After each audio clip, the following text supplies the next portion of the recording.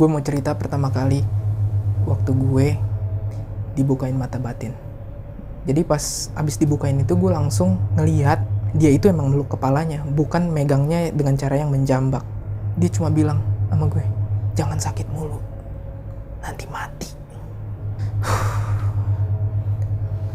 Depresi banget sih rasanya.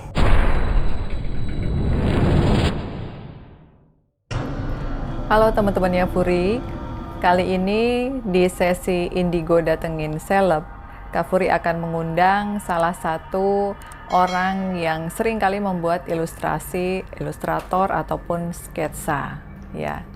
Namanya Raga Sukma dan sudah beberapa kali hadir di tayangan YouTube channel Furi Harun. Tetapi untuk kali ini kita akan berbicara lebih deep lagi ya kepada Raga tentang pengalamannya dia setelah dibuka mata batin. Jadi kali ini Raga akan bercerita sendiri supaya kalian bisa mendengarkan urutan ceritanya dari awal sampai akhir. Untuk permasalahan buka mata batin ini sendiri dilakukan oleh Kak Furi karena memang Raga bertanggung jawab untuk menggambar sosok-sosok hantu yang ada di tayangan dimensi lain dan juga yang akan kita bahas di beberapa segmen yang ada di YouTube channel Furi Harun. Jadi dengan membuka mata batin, Kak Furi berharap dia akan jauh lebih sensitif dan tidak salah menggambarkan sosok-sosok. Karena kalau salah, bukan hanya mereka akan melakukan komplain, terkadang mereka juga akan mengganggu. Mari kita simak apa saja cerita dari Raga tentang pengalamannya setelah dibuka mata batinnya. Gue mau cerita pertama kali waktu gue dibukain mata batin. Waktu itu untuk keperluan kerjaan gue dibukain mata batin sama Kak Furi untuk menggambar sosok William, sosok tentara Belanda. Waktu itu gue kebayang dia itu nenteng kepala sesuai yang diceritain. Dia nenteng kepala, menjambak kepalanya, terus memegang senjata yang ada bayonetnya, senjata zaman dulu gitu tipenya. Di situ gue langsung, oh ya mungkin kayak gitu kebayangnya awalnya.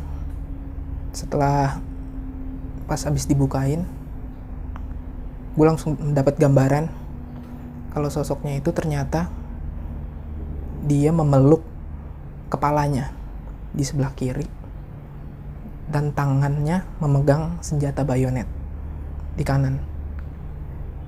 Jadi pas habis dibukain itu gue langsung ngelihat di dalam pikiran gue, dia itu emang meluk kepalanya, bukan megangnya dengan cara yang menjambak.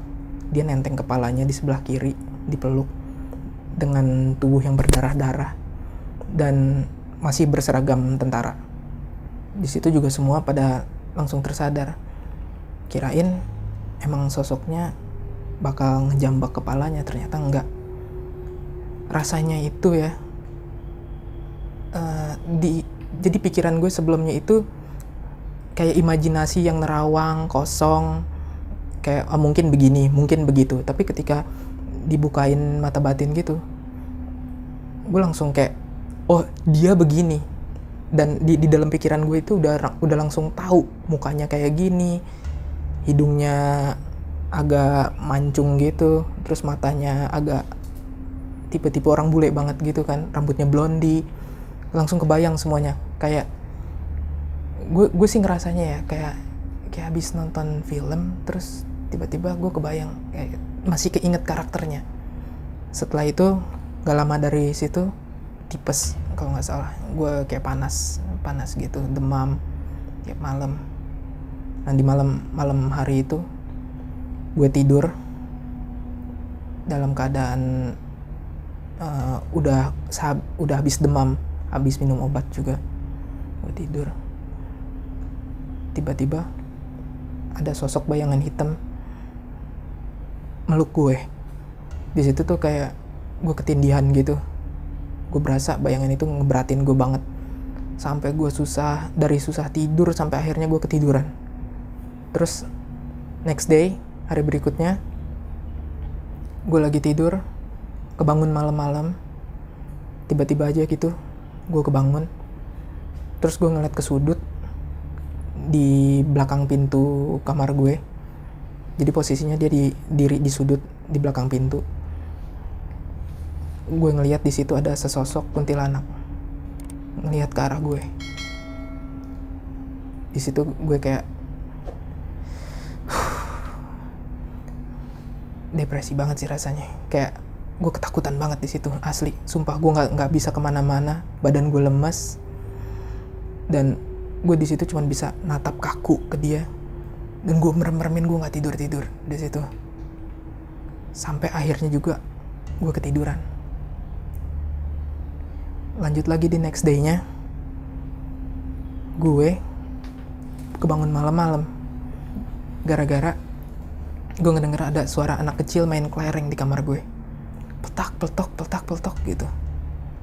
Terus gue lihat, ini anak siapa? Nggak jelas. Datang dari mana? Gue nggak tahu. Sumpah. Di situ gue ketakutan banget, keringet dingin lagi. Terus gue berusaha ngeberaniin diri. Gue tanya, ngapain lu di sini? Dia nengok tiba-tiba ke gue. Sosoknya itu anak kecil, putih, matanya ada hitamnya gitu, rambutnya pendek, dia kayak agak telanjang gitu, pakai celana pendek doang gitu. Terus dia merangkak nyamperin gue. Dia cuma bilang sama gue, jangan sakit mulu, nanti mati. Di situ gue langsung kaget, langsung kayak nggak bisa ngomong lagi. Anak itu ketawa dan dia lari dari kamar gue, cabut.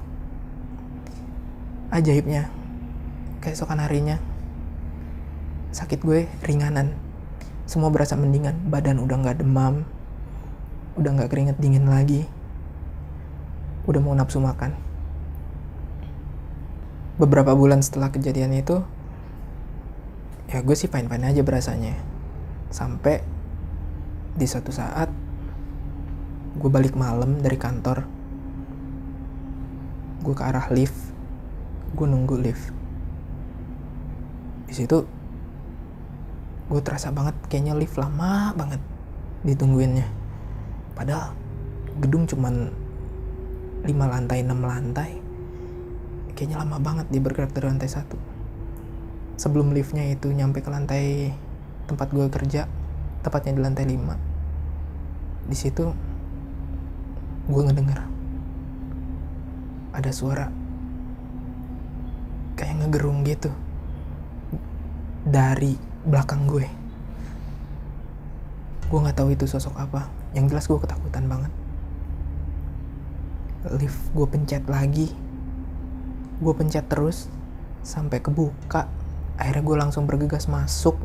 Gue turun ke bawah, langsung gue cabut. Udah, gue nggak nengok lagi ke arah lantai gue, tempat gue kerja itu. Jadi pas udah ketutup, gue nunduk aja, gue langsung pencet lantai 1, gue turun. Udah. Nah, beberapa bulan setelah itu akhirnya ada proyekan lagi sama Mbak Furi. Di situ gue disuruh ngegambar sosok-sosok mitos yang ada di Kali Ciliwung. Pertama, hantu Mary namanya, hantu Belanda. Itu hantu Belanda itu ya, awalnya gue nggak kebayang sosoknya kayak gimana, kayak apa. Terus diceritain sedikit sama Mbak Furi tentang latar belakangnya. Terus langsung tiba-tiba, mungkin kayak Mary yang ngirim pesan atau gimana, ada bayangan masuk ke dalam gue, dalam pikiran gue. Dan di situ gue langsung kayak, ternyata sampai gue kebayang tulisan namanya itu kayak gimana. Gue kebayang di dalam otak gue, dia nulis surat Di situ ada nama Mary, tulisannya M-A-R-I-E. Gue kebayang ejaan namanya di situ. Gue dapat gambaran.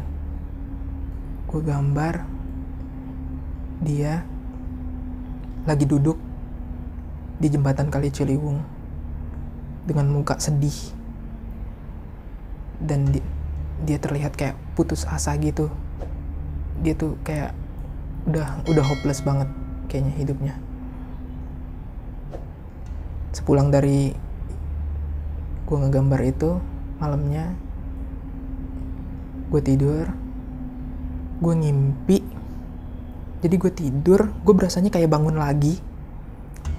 Gue bangun laginya itu di rumah Belanda. Jelas banget. Sumpah, itu rasanya jelas banget. Dan gue di situ nggak berpikir macam-macam. Gue kayak, ini gue di mana ya? Gue lagi piknik atau lagi ngapain? Tapi gue di situ kayak meyakinkan diri kalau gue emang mungkin gue lagi kayak wisata kali, keluar kota, nginep di puncak atau di mana, nggak ngerti.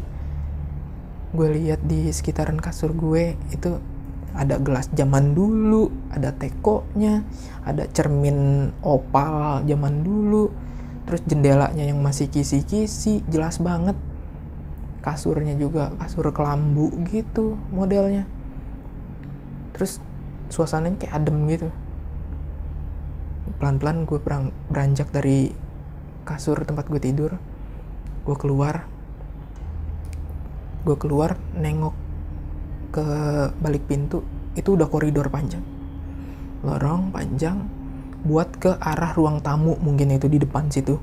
Gue nggak tahu pasti sih denahnya kayak gimana. Dan di situ tuh ada sosok Mary lagi berdiri madep belakang. Dan kemudian dia agak nengok sedikit ke gue. Di situ gue langsung kaku, sekaku-kakunya. Langsung, ini mukanya sama banget sama yang gue gambar. Asli gue langsung keinget ini Mary. Di situ gue langsung kebangun di Sabtu pagi. Habis itu malamnya gue ngimpi lagi, bangun lagi di rumah itu, cuman di kamar yang berbeda. Kayaknya sih di kamar pembantu itu, rada kecilan.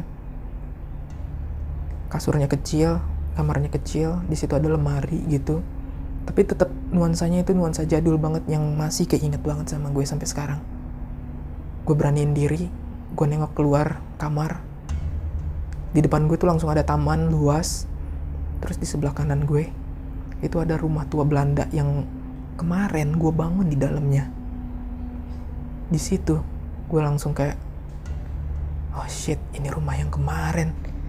Sumpah gue takut banget. Gue kagak berani nerusin jalan masuk ke dalam situ. Gue langsung request sama diri gue, ayo bangun sekarang, bangun. Akhirnya sampai kebangun. Di situ gue kayak, asli ini, sumpah ini berat banget. Jadi berasa kayak lu tidur tapi nggak istirahat. Tapi karena lu kebangun di tempat lain. Dan ketika lu bangun, ya lu bener bangun. Jadi kayak otak lu nggak istirahat di situ. Dan pundak gue kiri kanan berasa kayak berat banget, kayak ada yang gelendotin gitu. Setelah Mbak Furi ngajak gue project yang buat mitos Kali Ciliwung itu, Mbak Furi ngajak gue ke project penelusuran. Itu lokasinya di Depok, daerah Bedahan. Di situ gue diajak untuk menggambar spirit yang ada di situ. Dari situ gue berpikir, wah ini bakal banyak banget nih. Dan ternyata pas gue sampai situ, emang banyak banget. Dari awal depan gerbang aja itu hawanya udah beda banget. Rumah kosong yang tertinggal. Di situ bekas ada pembunuhan. Banyak banget spirit yang ada ngumpul di situ. Emang rumahnya rumah kosong. Di situ sosok pertama yang gue gambar adalah Anthony, anak yang mengalami kekerasan rumah tangga. Entah gimana ceritanya, dia dipukul di bagian lehernya sampai kepalanya hampir putus. Sosoknya anak kecil Belanda, bule, bersimbah darah dari leher sampai ke pundaknya. Di situ gue merasa kesian banget sih.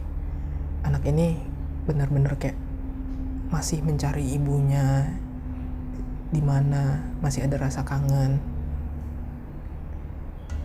Habis itu berjalan lagi, makin ke dalam. Di situ ada sosok patung yang ada spiritnya nunggu di situ. Namanya Marian. Di situ langsung ada gambaran yang masuk ke dalam pikiran gue langsung gambar sosoknya itu wanita Belanda yang tipe-tipe orang kaya gitu, pakai kebaya warna hijau dengan tatapan yang sombong, yang agak-agak sedikit serem karena auranya kayak seakan-akan dia tuan rumah di situ dan kita tamunya. Habis itu gue ngegambarin sosok Abah yang ada di lantai atas. Di situ si Abah galak banget, kayak ngusir kita semua dari situ. Jangan ada di sekitaran rumah itu. Pokoknya dia nggak mau kita ada di situ. Gue gambarin sosok itu. Dan yang paling terkesan lagi sosok setelah Abah ini, sosok wanita hamil yang ada di situ. Pas gue lagi ngegambarin sosok wanita hamil ini, tangan gue tuh berasa kaku banget, kayak ada yang megangin di sebelah sini. Pegel banget asli, kaku tangan gue. Di situ gue gambar sketsnya di skets kasar, dan gue ngerasa di situ gue kecium rada-rada bau amis darah, bau bangke gitu. Gue langsung, ini apaan? Apa sekuat itu ininya dia, hawanya dia. Setelah gue jalanin gambar, terus gue paksa sketsnya kasar, akhirnya jadi juga sosoknya. Di situ gue langsung kayak ketakutan banget, sumpah. Itu bener-bener baru ngerasain gue pertama kali ikut Bafuri penelusuran. Ternyata seperti itu rasanya. Dan buat teman-teman yang mengira kalau dibuka mata batinnya itu menyenangkan, wah, kayaknya kalian harus mikir 2 kali deh. Gue juga kalau di sini enggak karena keperluan kerjaan, gue juga nggak mau sih. Tapi di sini gue profesional aja, karena emang ini untuk keperluan kerjaan. Baiklah teman-teman, itu tadi cerita dari Raga Sukma. Semua itu merupakan hal-hal yang sudah pernah dia lalui dan dia alami sesuai dengan pengalamannya sendiri, tanpa dilebih-lebihkan dan tanpa dikurangi. Nah, bagaimana? Apakah kalian masih berminat untuk membuka mata batin? Hati-hati, karena jangan hanya membuka mata batin untuk alasan supaya dibilang indigo, supaya bisa berkomunikasi dengan hantu, atau supaya terlihat lebih unggul dibandingkan manusia yang lain. Karena masing-masing dari kita sudah ditakdirkan dengan membawa takdir kita sendiri-sendiri. Jadi apabila kalian tidak kuat, lebih baik tidak, dan jalani kehidupan sesuai dengan apa yang sudah Tuhan gariskan. Sekian untuk kalian yang ingin berkomentar, silahkan ketik di kolom komentar, ataupun yang ingin bertanya, bisa langsung DM ke Instagram Boneka Furi Harun. Terima kasih, kita ketemu lagi di sesi cerita minggu depan. See you!